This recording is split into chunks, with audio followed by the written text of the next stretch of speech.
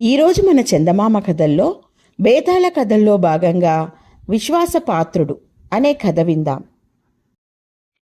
కథ వినే ముందు నాదొక చిన్న రిక్వెస్ట్. మీరు గనక మా ఛానల్ని మొదటిసారి చూస్తున్నట్లయితే ప్లీజ్ తప్పకుండా సబ్స్క్రైబ్ చేయండి. ఇక కథలోకి వద్దాం.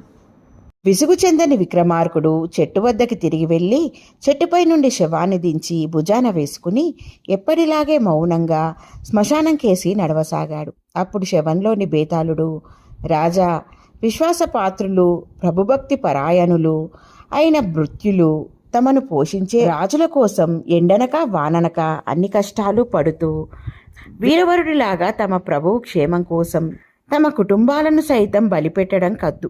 కానీ నీబోటి మహారాజు ఒక యాచకుడి కోసం ఇలా శ్రమించడం ఎన్నడూ కనలేదు, విననూ లేదు.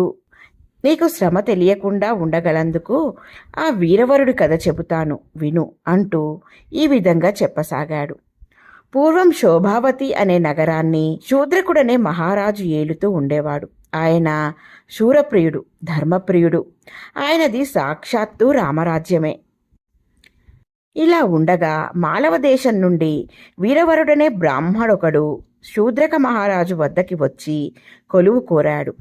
ఆ బ్రాహ్మడి చేతులలో కత్తి, డాలు, మొలను ఒక బాకు చూసి అతడు మహాశూరుడై ఉంటాడని ఊహించి, రాజు, ఏమి జీతం కోరుతావు అని అడిగాడు. రోజుకు 500 దినారాలు ఇప్పించండి అని వీరవరుడు కోరాడు. అది చాలా ఎక్కువ జీతమే అయినా రాజు సరేనని వీరవరుణ్ణి కొలువులో పెట్టుకున్నాడు. అయితే రాజుకు ఒక సందేహం కలిగింది. ఈ బ్రాహ్మడు రోజు 500 దీనారాల బంగారం తీసుకుపోయి ఏం చేస్తాడు? ఈ సంగతి తెలుసుకోమని రాజు తన వేగుల వాళ్లను నియమించాడు. వాళ్ళు తిరిగి వచ్చి రాజుతో వీరవరుడి దినచర్య వివరాలు చెప్పారు. రోజు అతను ఉదయమే రాజభవనానికి వచ్చి కత్తి చేతబట్టి మధ్యాహ్నం దాకా హాజారంలో నిలబడతాడు. మధ్యాహ్నం తన జీతం పుచ్చుకుని ఇంటికి పోతాడు. ఇంటి ఖర్చులకు గాను భార్యకు 100 దీనారాలు ఇస్తాడు. మరో 100 దీనారాలు బట్టలకు, అలంకరణలకు ఖర్చు పెడతాడు. మరి 100 దీనారాలు దేవపూజకు వినియోగిస్తాడు.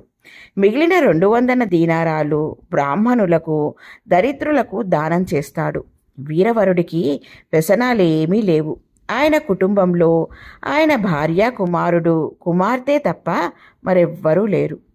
ఈ విషయాలన్నీ తెలుసుకుని రాజు తృప్తిపడి తాను వీరవరుడికిచ్చే పెద్ద జీతం సరిగానే వినియోగం అవుతున్నదని సంతోషించాడు. పోతే ఈ వీరవరుడు తనకు కొలువు ఏ విధంగా చేస్తున్నాడో తెలుసుకోవాలని ఆయనకు కుతూహలం కలిగింది. రాత్రి అంతా వీరవరుడు సింహద్వారంలో కత్తి దూసి నిలబడి ఉండేవాడు. రాత్రి ఏవేళ లేచి ఎవరు సింహద్వారంలో అని కేకపెట్టినా నేను మహారాజా వీరవరుణ్ణి అని సమాధానం వినిపించేది. వేసవి అయ్యేది, వర్షాకాలం అయ్యేది, పిడుగు పడేది. వీరవరుడు సింహద్వారంలో ప్రతిమలాగే నిలబడి ఉండేవాడు. ఈ వీరవరుడు నిజంగా చాలా గట్టివాడు. నా సేవలో ఏమాత్రమూ ఎమరుపాటు రానివ్వడు అని రాజు సంతోషించాడు. ఒక రాత్రి ఎడతెరిపి లేకుండా జడివాన కురుస్తున్నది. నక్షత్రాలు లేని కారణం చేత అంతటా కటిక చీకటి అలుముకున్నది. మేడ మీద ఉన్న రాజుకు దూరాన ఎవరో స్త్రీ ఏడుస్తున్న ధ్వని వినవచ్చింది. తన రాజ్యంలో బాధితులు, దుఃఖితులు ఉండడం రాజు భరించలేడు. అందుచేత ఆయన ఎవరు సింహద్వారంలో అని కేక పెట్టాడు. నేను మహారాజా వీరవరుణ్ణి అని జవాబు వచ్చింది. చూడు వీరవర, ఎక్కడో స్త్రీ ఏడుస్తున్నది, వెళ్ళి ఆమెకు కలిగిన కష్టమేమిటో తెలుసుకునిరా అన్నాడు రాజు. చిత్తం అంటూ వీరవరుడు స్త్రీ రోదనం వినిపించే దిక్కుగా బయలుదేరాడు. అతను ఏం చేస్తాడో కనిపెడదామని అతడికి కొంచెం వెనుకగా రాజు కూడా బయలుదేరాడు. వీరవరుడికి ఈ సంగతి తెలియదు. అతడు చీకటిలో పడి పోగా ఊరి బయట ఒక సరస్సు వచ్చింది. ఆ సరస్సు నడుమ ఒక స్త్రీ నిలబడి పెద్ద పెట్టున ఏడుస్తున్నది. వీరవరుడు ఆ స్త్రీతో, నీవు ఎవరు, ఎందుకు ఏడుస్తున్నావు అన్నాడు.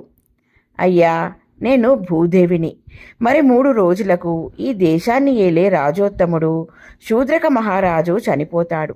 ఆ తరువాత మళ్ళీ అలాంటి భర్త నాకు దొరకడు, అందుకని ఏడుస్తున్నాను అన్నది ఆ స్త్రీ. తనను పోషించే మహారాజు పోతాడనేసరికి వీరవరుడి గుండె గతుక్కుమన్నది. అతను ఆదుర్దాగా, రాజుకు చావు తప్పే ఉపాయం ఏమైనా ఉందా? ఉంటే చెప్పు తల్లి అన్నాడు. ఉన్నది, కానీ దానిని నీవు చేస్తావా అని నా సందేహం అన్నది స్త్రీ. అమ్మా, ఆ మహారాజు ఉప్పు తింటున్నాను. ఆయన కోసం ప్రాణం ఇవ్వమన్నా ఇస్తాను. సందేహించక చెప్పు అన్నాడు వీరవరుడు.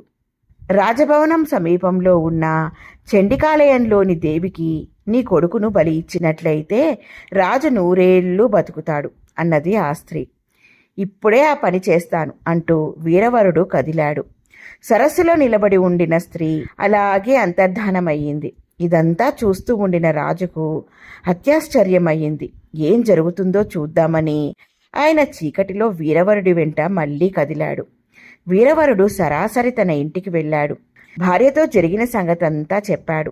ఆమె భర్తతో, మన రాజుగారికి మనం ఈ ఉపకారం తప్పక చేయవలసిందే. అబ్బాయిని లేపి వాడితో కూడా ఈ సంగతి చెప్పండి అన్నది. వీరవరుడు తన కొడుకుని నిద్రలేపి, నాయనా, నిన్ను చండికాలయంలో బలి ఇస్తే రాజుగారి ప్రాణాలు దక్కుతాయి, లేకపోతే ఇవాళకు 3వ రోజున ఆయన చనిపోతాడు అని చెప్పాడు. అయితే చండికాలయానికి పోదాం పద నాన్న, మనం రాజుగారి రుణం తీర్చుకునేందుకు ఇది మంచి అవకాశం అన్నాడు కొడుకు.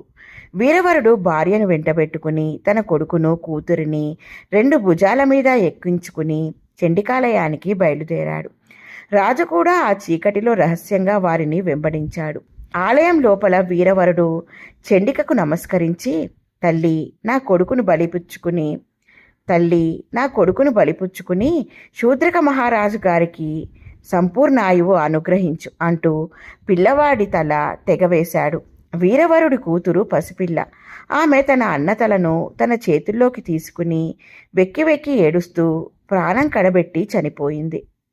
వీరవరుడితో ఆయన భార్య, ఏమండి, చితిపేర్చండి, అందులో నా పిల్లలతో పాటు నేను కూడా కాలి బూడిద అవుతాను.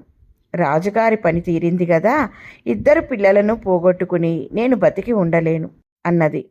వీరవరుడు సరేనని ఒక చితి పేర్చి గుడిలోని దీపపు ప్రమిద సహాయంతో దాన్ని అంటించాడు. అతడి భార్య తన 2 పిల్లలను తీసుకుని దానిపైన కాలిపోయింది. అప్పుడు వీరవరుడు చండిక ముందుకు వెళ్ళి స్తోత్రం చదివి, ఇంతకాలము ఏ భార్య కోసమో పిల్లల కోసమో జీవించానో వారిప్పుడు లేరు. రాజుగారి ఉప్పు తిన్నందుకు ఆయనకు చేయదగిన మేలు చేశాను. ఇక నాకు జీవితంపై కోరిక లేదు. నన్ను కూడా బలి తీసుకో అంటూ తన కత్తితో తన తలను తెగవేసుకున్నాడు. ఇదంతా చూస్తున్న రాజుకు పట్టరాని ఆశ్చర్యం కలిగింది.